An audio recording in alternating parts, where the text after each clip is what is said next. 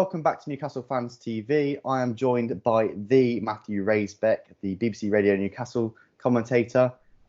You're a massive part of my life, especially because being a Newcastle fan that isn't able to go to many games a season, lives down south. It's difficult, and you're just a massive part of what fans away from Newcastle have. You're fantastic, really.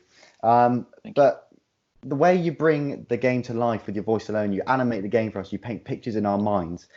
Is it just instinct, or do you think about the action before you say something? It's something I've always wanted to ask. Well, thank you, firstly, and it is a privilege to do it. It's something that I had always wanted to do, and the man who did it before me, I'm sure we all know, or any younger fans will definitely have heard of Mick Lowes, who did the job with distinction for 25 years. Firstly on the BBC, then he went to commercial radio, then came back to the BBC before he stood down. It was his decision to leave. I was very surprised. I think we all were in 2016. But of course, he left with everyone's best wishes and full support. You listen to somebody like that growing up, and others who've done it. Justin Lockwood on Metro in particular, Pete Graves, who also worked on commercial radio in the Northeast and is now on Sky Sports.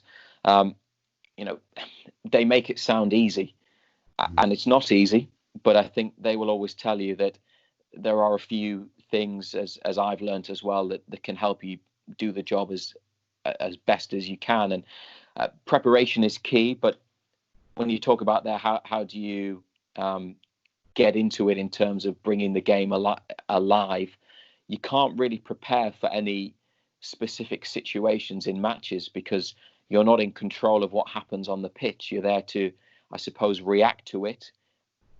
You've got to keep up with play and describe it as it's happening. Sometimes you might be a second or two behind, and then you catch up with it. In radio, it's incredibly important because you're listening. You don't have the pictures. So we, as you say, have to paint the pictures with the words. And get those images across as best we can while conveying the importance, what it means, the passion, and of course the crowd noise, particularly at St James's Park, really does help convey that as well. So no, you can't script it, because I think if you scripted it, you would then be caught by surprise.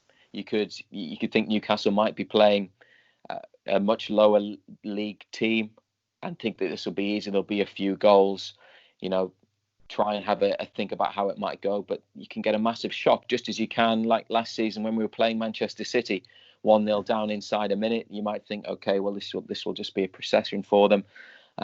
No, football, one of the things we love about football is that you never know what's going to happen. It can change at any time. It can, really kick you where it hurts and make you feel awful, but it can be brilliant as well. And I think there's something quite nice about not knowing what's going to happen.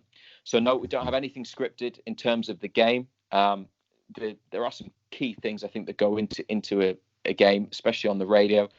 I've not done any television commentary except for a few things that we've done for the club website, because we are broadcast partners with Newcastle, and sometimes they put live in pre-season in particular video and our commentary on top. But firstly, the score is really important on the radio. Now, I know in this digital era, a lot of people might have the radio on. They might have the game on one of their devices or the television. They've probably got Sky Sports or BBC on for the scores. They're probably looking at refreshing Twitter as well. But not everyone is. You might be in the car, might be at work. So if you put the radio on, you might not immediately know what the score is. So the giving the score is so important, and often you can't really do it enough, because people might tune in or tune out or get distracted. Where the ball is on the pitch is really important, because if you can't see it, you need to know. But also which team has the ball. So which team has the ball, where it is on the pitch. So if Newcastle have the ball and they're just passing it around at the back, it's all pretty harmless, isn't it? And I think as a fan, you might be able to relax for a little bit. But if the other team's got the ball and they're pressing you in, obviously you're going to be a bit anxious, but you need to know where the ball is on the pitch to follow it that way. Obviously, any colour that can help bring it alive. So that can be the colours of the strips, the boots, the colours of the seats and the sights of the stadium, wherever you're at, whether it's St James's or somewhere else. The use of your summariser, the co-commentator, is really important for analysis. Really, I'm just there to say what's happened as it's happening or just after it's happened, what it means, the bigger picture. So if it is, let me think, Joe Wellington has scored and it's 1-0, right, it's his first league goal since August, however many games it is since he scored in the Premier League.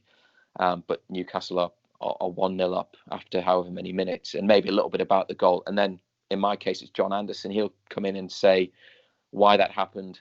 Was it a good goal or was it bad defending? That kind of thing. So you need to work with the summariser as well. So those are some of the key things I think that go into a radio commentary that you'll probably hear on any local station or on national radio. But the really great people at it, like Mick Lowes and Justin and Pete, who I've mentioned, and some of the people on BBC local radio, but also national radio, BBC and commercial, do make it sound easy. And it's not easy. It's something that you have to work at, certainly. Yeah, and you touched upon summarisers and John Anderson. What is it like working alongside him? Because I think you two, when I listen to you guys on the radio, it is a perfect partnership in a way. And some of the banter sometimes, it just works perfectly. It's a good chemistry match, I think. What is it like working alongside him? So what he's saying is he's negative and I'm positive, which is probably like about right. But Ando, there's almost it's not an act, but I think he plays up a little bit this sort of grumpy old man character, that role, and really he's not like that. He's fantastic. He is. I'm so lucky to work with him. He's really generous. He's really nice. He's great company on away trips, whether we travel together or with other members of the media. He's just very realistic about Newcastle. You know, he played during some really dark times.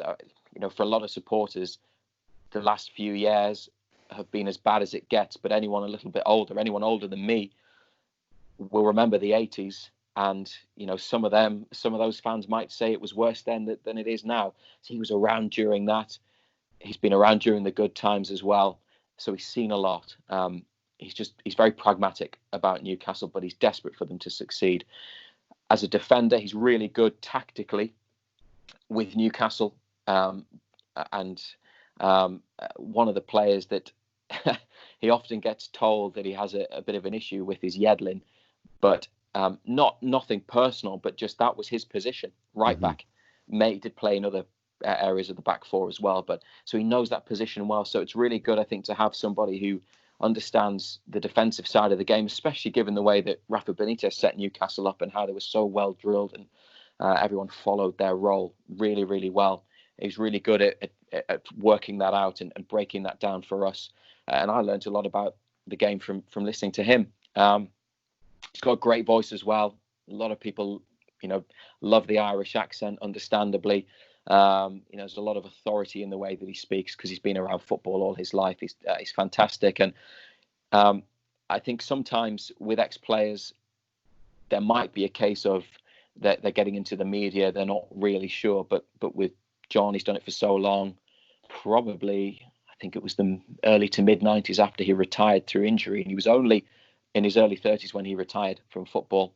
You know, he really gets it. He understands radio and he takes a lot of pride in the programs that we produce as well. So, yeah, very, very lucky. Ando's great. And he'll be as happy as anybody. You know, if one day he's watching Newcastle lift a trophy or even just get back into Europe to achieve something like that, he would love that. I think we all would be, and the fact that Ando wears his heart on his sleeve is a crucial part to radio commentary, especially. So obviously you started commentating for BBC Radio Newcastle back in November 2016. We've obviously since then we've had some fantastic moments to lift the championship, but also in terms of goals as well. Which piece of commentary really stands out for you? If I was to name a few of my personal favourites, okay. I mean, Matt Ritchie versus Manchester United a couple of years ago, that was a massive moment because that was our first win against the top 6 team that season. Almiron versus Palace, Matty Longstaff versus Manchester United, and then I'm sure a lot of the other guys on the team will agree with me in this. You painted that picture perfectly, and when that commentary came out, after the game, for the lads who were at the game and they listened to it back, they said that you really did it justice. It was an emotional moment for many fans, and you really did it justice. And then there's the other one I've got is Shelby vs Manchester City earlier this season as well. That was a brilliant moment as well. So obviously, is there ever a goal where you think, yeah, I've done well commentating that there, or I really enjoyed that moment? Well, thank you for all of that. It is appreciated, and it's always nice to hear that the work that you do, as you say, does justice to those big moments. Firstly, it's important to try and do justice to them. They're not my moments. They're not my goals. I haven't scored them. It's about the player, and I think sometimes you can do a good commentary on a goal that doesn't really mean a great deal. It can just be a consolation goal or a tap in or a third or a fourth when the game's won. And I listen back to everything, and sometimes you find that you might think that you've done something in a way that you're pleased with, and you hear it back and you think, could have done that better. Shouldn't have said that. Should have said that instead, or I said too much or not enough. So I'm always trying to refine it and change it, but because it's automatic, because it's not scripted, it is, again, it's something that can be quite difficult, and I would reiterate that the very best in the business make it sound so easy, because they are really, really good at what they do. But in terms of some that I've liked, I think the Matty Longstaff goal, it just had all the ingredients of a really special moment and something to treasure for anyone connected with Newcastle. So for that to be well received, I was really pleased with. But that one, the Matt Ritchie one, also against Manchester United, I guess Shelby against Manchester City, I'm not sure, I think I might have just screamed yes when the ball was rolled back to him, which sometimes can be as effective as something more elaborate as well. What often helps, and Almiron too against Crystal Palace, although probably of the four that you've mentioned, I think that would probably be the one that I was least happy with. I think my voice cracked a little bit, but it was just surprise and excitement and relief as well. I think we all felt it. The roar from the St James's Park crowd, I think, really makes it as well. So the thought of maybe doing that in an empty stadium soon is an interesting one. But when you've got the crowd, we like to have the crowd noise really loud. When the fans are up for it at home in particular, no, it's brilliant, and it really lifts it. It really gives it a bit more. And of course, the words that I use and that John will use as well. I'm pointing to my left like he's there. He's not. That's where he usually is. We're just there to, again, convey the excitement, the passion of the moment, the significance and what it means, and the fact that, some people like it when they listen or like it when they see it put over the top of highlights, is something that we're really pleased with. And of course, all feedback is appreciated, good or bad. We get both. That's the nature of it. That's fine. But I would say as well, it's weird seeing the highlights, the video with radio commentary on top, because radio commentary is not designed to go necessarily with pictures, but in some cases it works. So we have a good relationship with the club, and they use our commentary with our broadcast partners, and that's been good for us as a radio station as well. There have been some goals that have gone in that I haven't been too pleased about.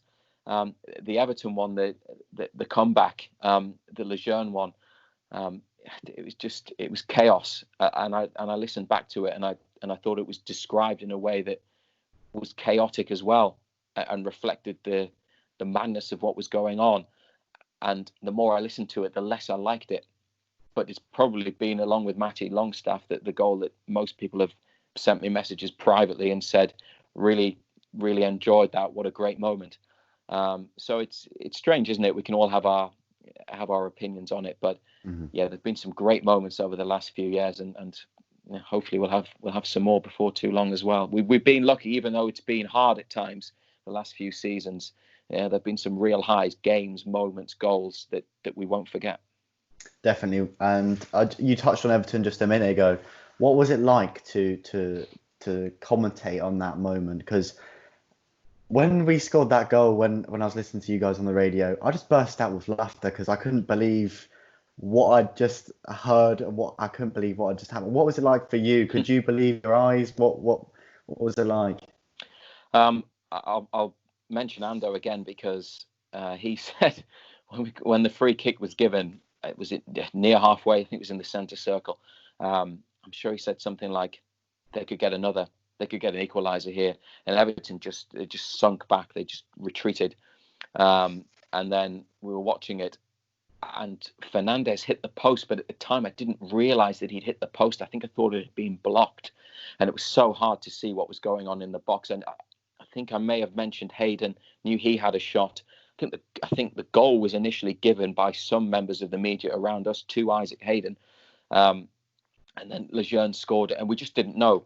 And Everton, probably of all the Premier League media areas for broadcast, is the one that is probably technologically the least advanced.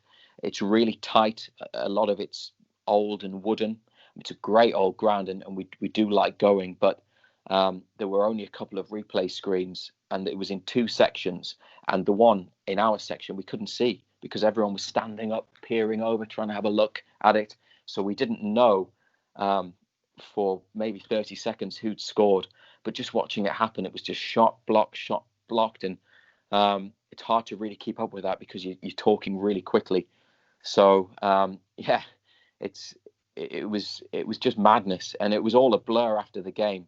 But I think probably one of the best parts of it was when Ando said something like "dodgy keeper," which obviously went down very, very well with a lot of supporters. And speaking of supporters, at Everton, you've got fans right behind you. So where this cupboard door is behind me, there were Everton supporters.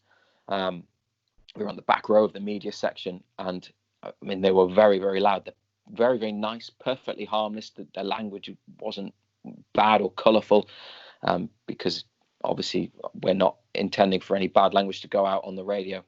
But having shouted and moaned at the referee and at Newcastle players all evening, when that second goal went in, they stopped, they shut up, and I think they left. So we got a bit of peace from those fans when the goal went in. So that was quite nice, quite satisfying, because they'd been at it all game. But yeah, that was a curious night. But delighted for Lejeune as well, a really nice lad who's had a really tough time. It was a great comeback. So improbable, but you won't forget it. No, and a completely unforgettable moment. I think we all have to agree. And hopefully, well, not hopefully, because I don't ever want to experience a game like that again, but hopefully many more good moments to come. So obviously remaining on commentary, is there anybody in the industry, past or present, that you sort of look up to, that you use as a role model? Like this could be anybody from like Sky Sports to BT, even your predecessor, Mick Lowe's. Who do you really look up to? Well, since you've mentioned Mick, yeah, absolutely. I get on very well with him, which is really important to me, and I'm really pleased about that. But I always have got on well with him. He's been very helpful to me while he was still in the job, very supportive, and since he left, we keep in touch. We talk regularly. He will often be in touch during matches. I mean, he knows which grounds don't have great media facilities, or you might not have a replay screen. So sometimes if he's watching on TV, he will text information in, which is very, very helpful, very supportive. And listening to him made me want to get into this, really, to put it plainly. So the fact that I was lucky enough to be able to follow him, but also have a good relationship with him is really important. And to me and to many, many others, he will always be the voice of Newcastle United, no matter what happens. So he is somebody that I looked up to and still do. He's a broadcasting giant and my favourite commentator. But my colleague Nick Barnes, who does Sunderland at BBC Newcastle, but did Newcastle commentaries for 5 years. So that was most of the Sir Bobby Robson era before Mick came back to the BBC in 2002, 2003. Nick is fantastic. Different style to Mick, but if anyone's seen Sunderland Till I Die, I'm sure some of you have. I've just watched series 2. Nick features heavily throughout that, almost as a de facto narrator, and he's brilliant. He's very, very, very thoughtful, very methodical, prepares diligently. His notebook is a work of art. Great voice, great commentator, highly respected, and someone who I look up to as well. But I've mentioned Justin Lockwood and Pete Graves, who did Newcastle commentaries, and have high profiles in the media and are well respected by fans as well. They have. Justin, I think, was there during the Champions League era. I remember listening to him and to Nick. I was flicking between the two stations when we beat Feyenoord in such dramatic fashion, and I've listened to Pete commentate as well on Metro after Justin left, and followed their careers as well, and I get on well with both of them, which again is something that's important. Nationally, I think probably my favourite television commentator is Peter Drury. He's just so poetic, and he calls the big moments brilliantly. There are some great commentators out there. There's too many to choose from. But like anybody, I've got my favourites, and there's others who aren't my favourites because I'm a radio and TV listener and viewer like anybody else. Yeah, completely. And going back to Mick Lowe's again, obviously we can't stop talking about him. The man is a living legend in terms of commentary. How tough was it to take over from the man who was the voice of Newcastle for so long? Because as you can imagine, they're big boots to fill. Yeah, well, no bigger shoes to fill, I think, in probably, certainly Northeast sports broadcasting, because he'd done it so well for so long, and his voice was probably the only one that many people had known. He is still adored by the fans, and get asked often when we're traveling how he's doing, what's he up to. That affection, I think, will never go. I mean, only recently I had supporters asking me if we had copies of some classic Mick moments and goals. We get requests for that a lot at the station. We know the esteem that he is held in.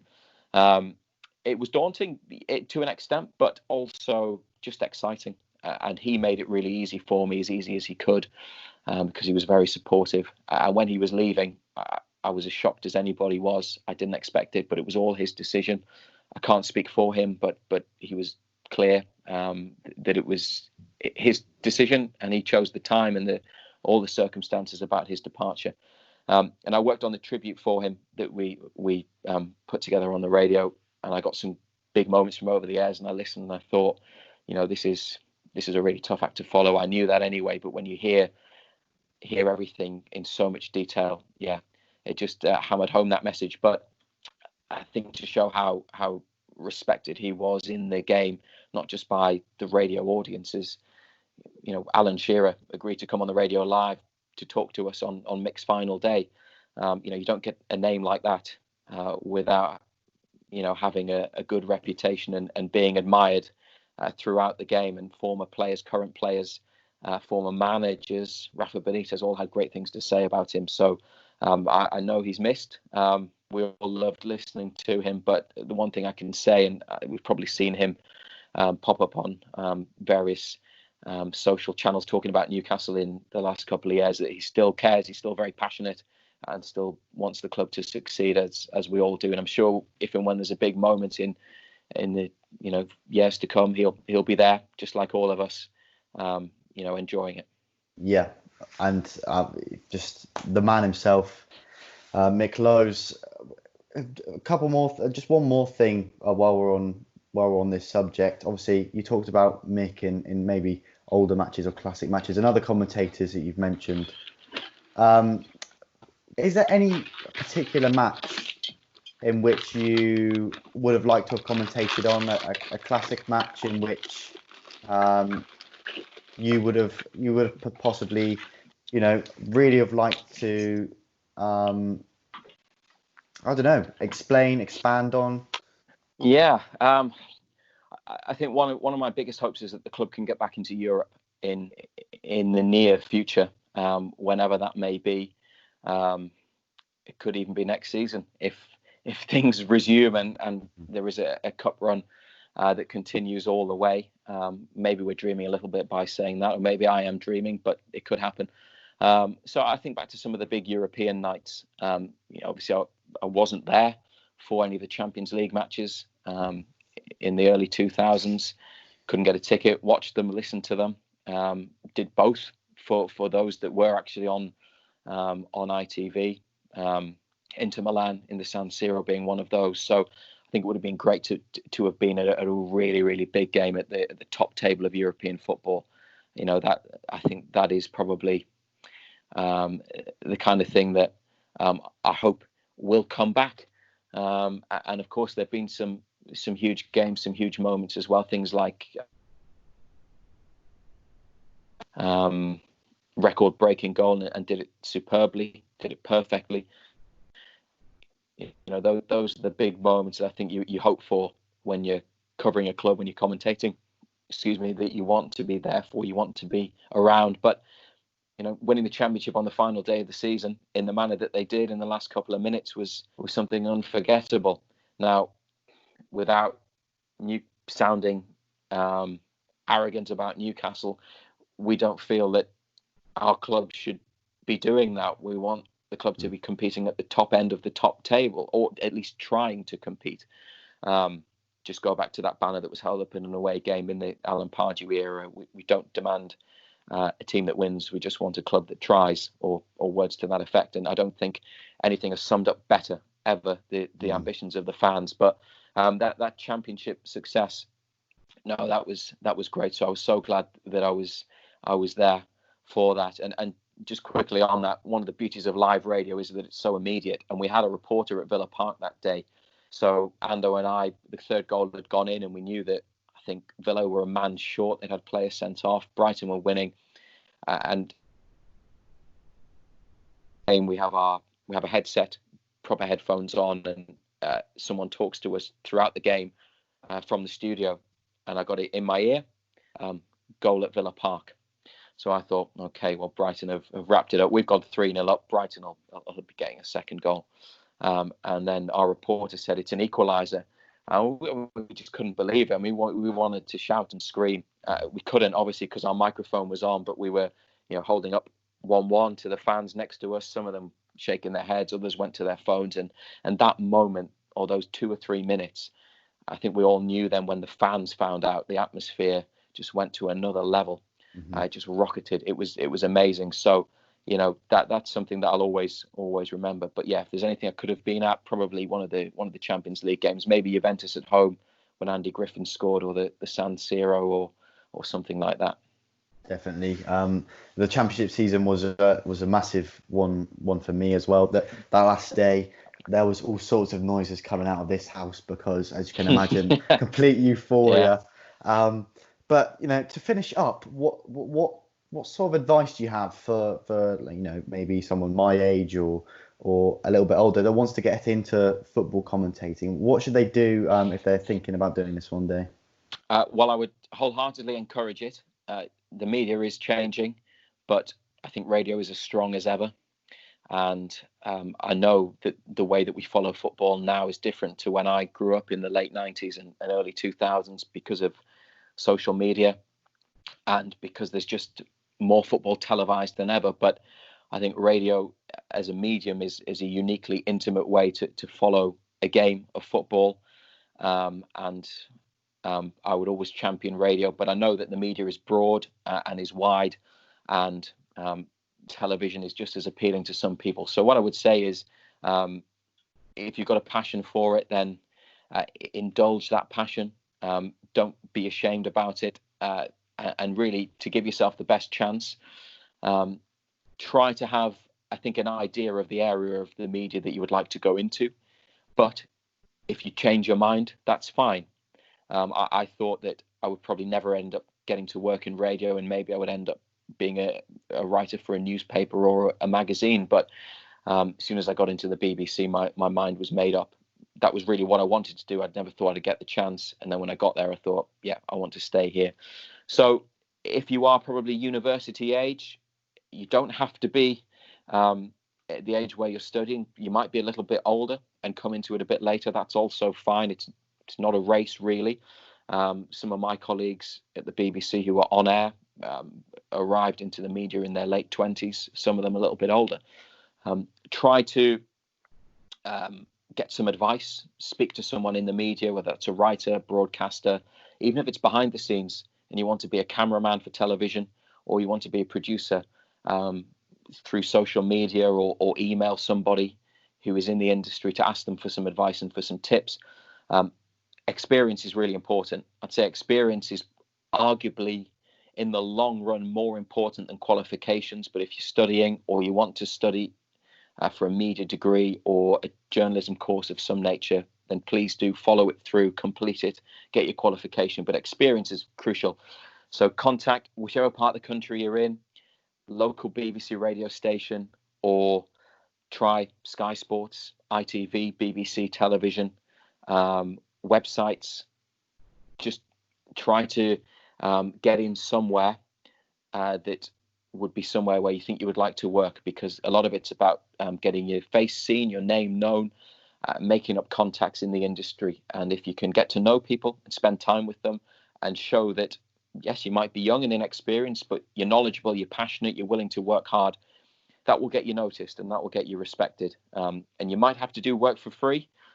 I did for about a year, answering phones at the BBC on various programs, doing little bits and pieces, all off air. It was a couple of years before I was on air. You might have to juggle a couple of jobs. It's not hard, it's competitive, but if you want it enough, then you'll be able to do it. And I think probably just be up to date on the news generally, not just the sports news. If you've got more than one sport, that's a really, really significant thing.